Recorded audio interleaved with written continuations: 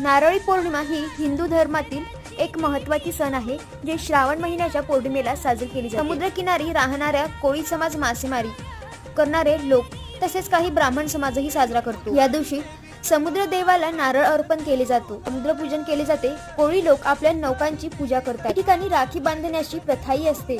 ब्राह्मण समाजात यजुर्वेद उपाकर्म किंवा ऋषी तर्पण केले जाते। श्रावण समाप्तीचे प्रतीक मानले जाते। कोळी समाज समुद्रावर अवलंबून असतो। नारळी पौर्णिमेनंतर ते पुन्हा मासेमारीसाठी समुद्रात जाण्यास सुरुवात करतात। या दिवशी समुद्र देवाला नारळ अर्पण करून नैसर्गिक आपत्तींपासून संरक्षणाची प्रार्थना केली जाते। नारळी पौर्णिमेच्या दिवशी खाल्ले जाणारे पदार्थ: नारळ वापरून केलेले पदार्थ जसे की नारळाची वडी, नारळाच्या दुधात भात, नारळी बर्फी, पुरी भाजी। नारळी पौर्णिमा म्हणजे समुद्राशी कृतज्ञतेचे नाते, निसर्गाशी नमन आणि आपल्या जीवनाला सुरळीत ठेवण्याची प्रार्थना।